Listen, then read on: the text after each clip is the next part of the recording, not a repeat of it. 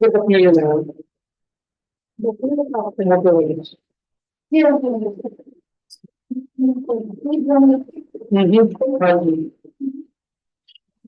नमो वरिष्ठाणं, नमो सिद्धाणं, नमो आयुर्याणं, नमो मोक्षाय, नमो योगे सर्वसाहो, हिंसदंडिकाणं, विभुवंसुधारकाणं, अनुतातीतगुणाणं, नमो जनाणं जगद्भवाणं।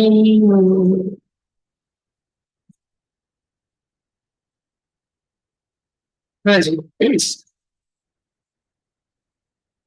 यहाँ जो अपनी गाथा थी, पहली लाइन में द्रव्यार्थिक न्याय का और दूसरे में पर्यायार्थिक न्याय का लक्षण कहते हैं। 68। 67 नंबर पेज फालतू था।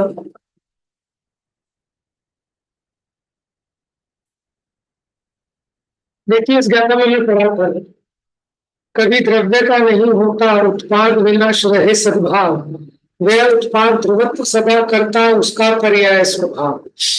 द्रव्य कभी उत्पन्न और विनष्ट नहीं होता, उसका सदा सद्भाव रहता है। और पर्याय स्वभाव की अपेक्षा देखें तो वही वस्तु नष्ट भी होती है और उत्पन्न भी होती है। अब इसमें हम टीका देखते हैं।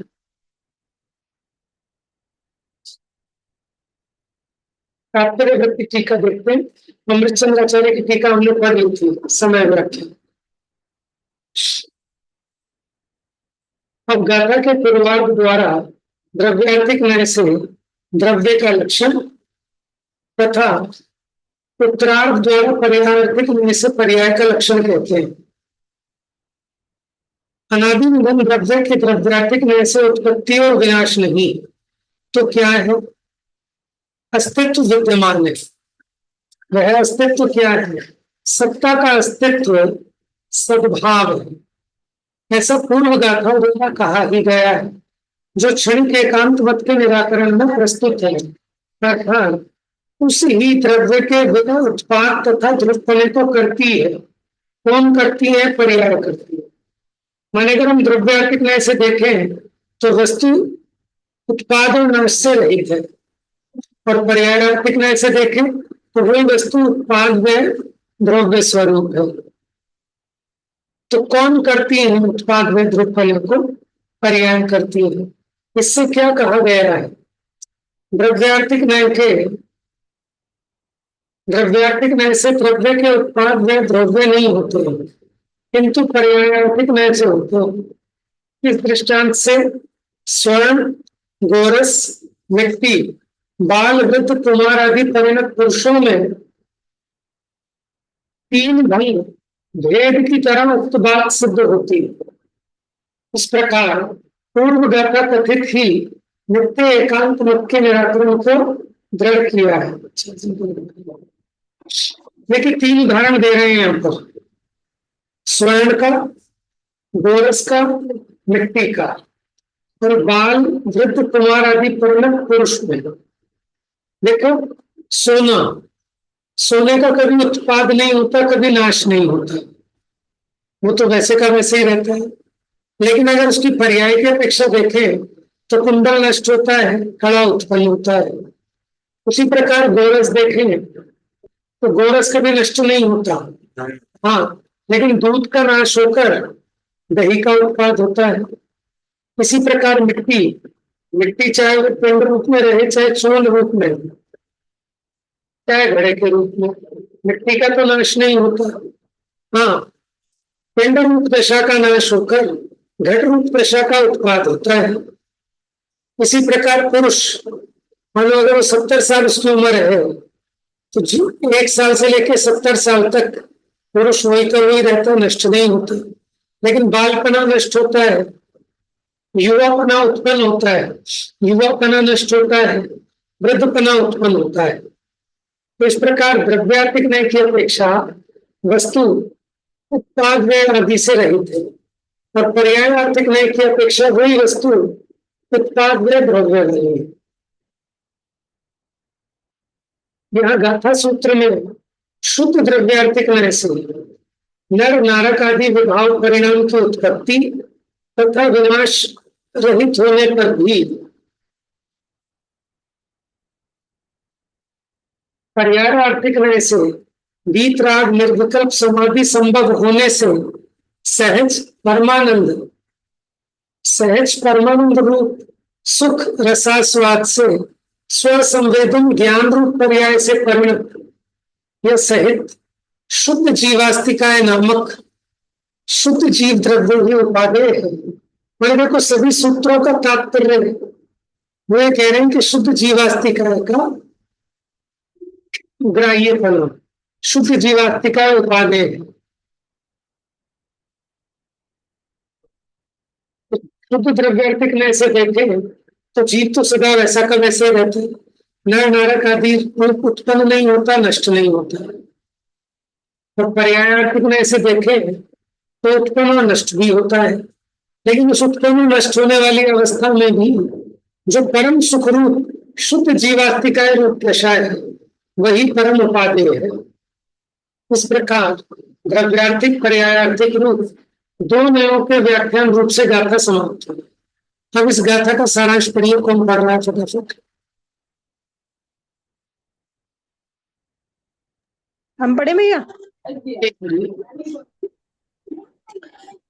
यहाँ दो नयों से द्रव्य का लक्षण कहा गया है। द्रव्यार्थिक नय से द्रव्य अनादि अनंत है। अनादि अनंत द्रव्य के उत्पाद और व्यय नहीं है, उसका सद्भाव या अस्तित्व है। इस दृष्टि से क्षणिक एकांत मत का निराकरण होता है। पर्यायार्थिक न्याय से द्रव्य की उत्पत्ति और विनाश दोनों होते हैं, साथ ही अस्तित्व भी बना रहता है।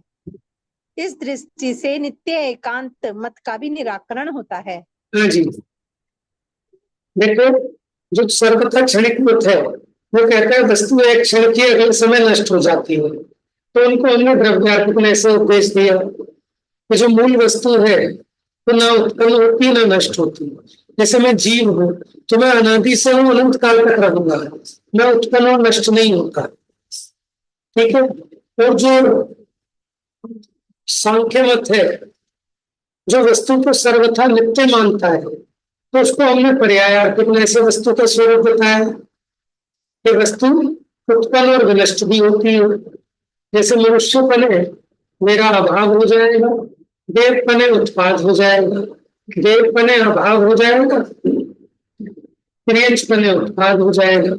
इस प्रकार एक अपेक्षा देखे तो वस्तु पलटती है, और एक अपेक्षा देखे पलट कर भी ऐसे नहीं पलटती कि वस्तु अपने स्वरूप को छोड़कर अन्य वस्तु रूप हो जाए। दूसरा, वस्तु मूल से नष्ट नहीं होती, वस्तु की दशाएं अवस्थाएं चेंज होती है। उस अपेक्षा वस्तु को उत्पन्न विनष्ट होना कहा। अब इसमें एक इंपॉर्टेंट बात ध्यान देने की ये है,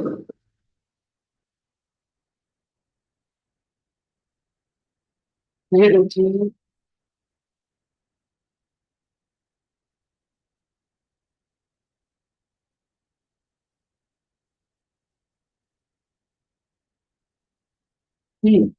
पर्याय आर्थिक ढंग से इसकी उत्पत्ति और विनाश दोनों होते हैं।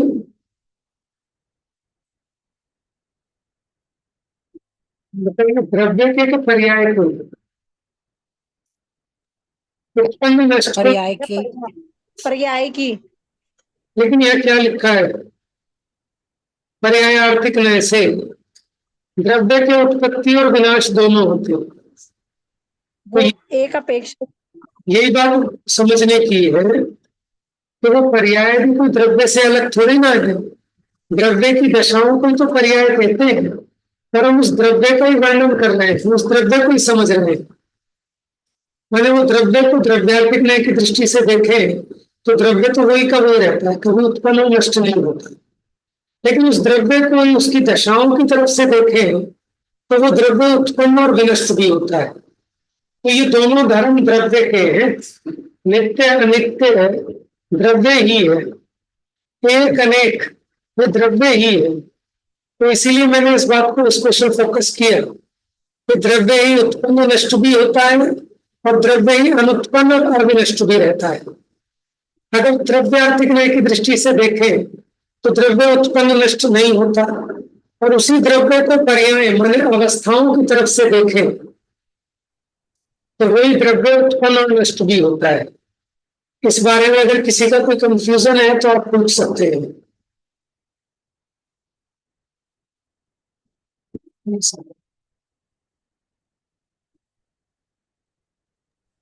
क्लियर है भैया, बात ये वाली तो क्लियर है।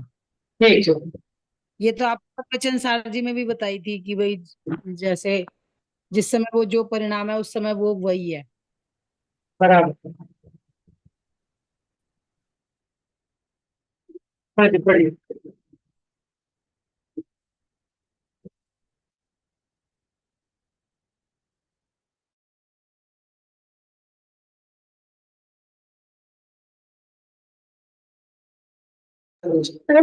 हाँ जी, पढ़िए। दोनों नयों के उपयुक्त कथन।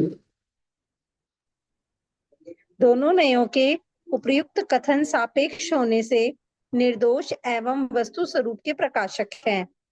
उदाहरण के लिए स्वर्ण का दृष्टांत देते हैं। स्वर्ण में एक पर्याय की उत्पत्ति, दूसरी पूर्व पर्याय का विनाश तथा उत्पत्ति एवं विनाश दोनों ही पर्यायों में स्वर्णत्व की ध्रुवता सिद्ध होती है। यहाँ वास्तव में शुद्ध जीवास्तिक आय ही उपादेय है, ऐसा आशय ग्रहण करना चाहिए।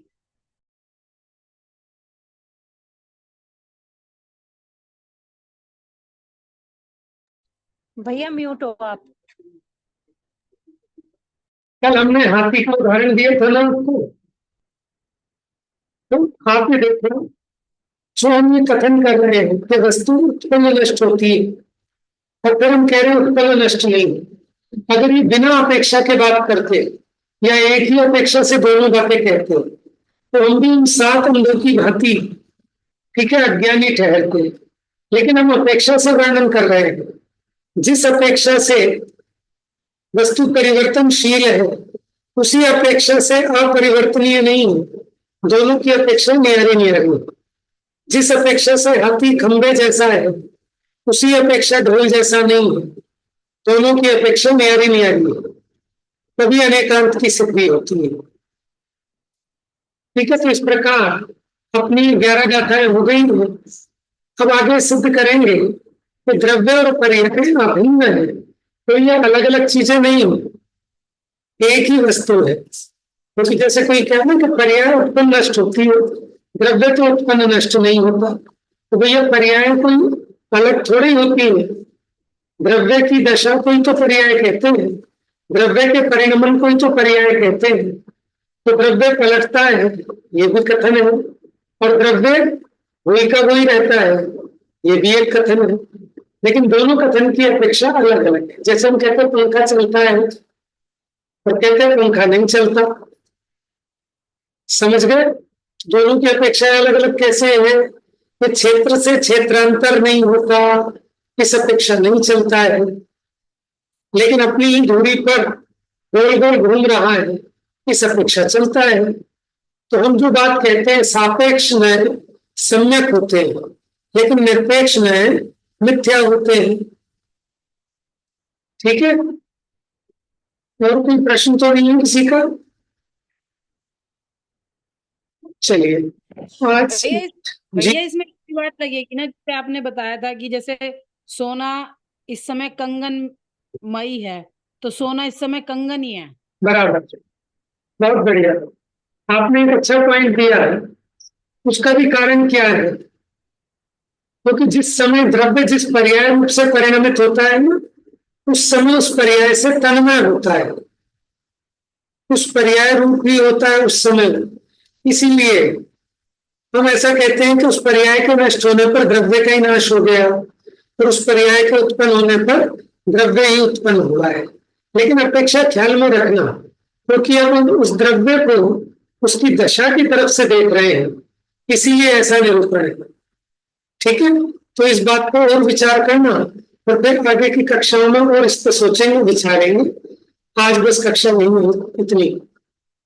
जावानी के ज्ञान से सूझे लोकालो, सो वाणी मस्तक नमो सदा देते हूँ।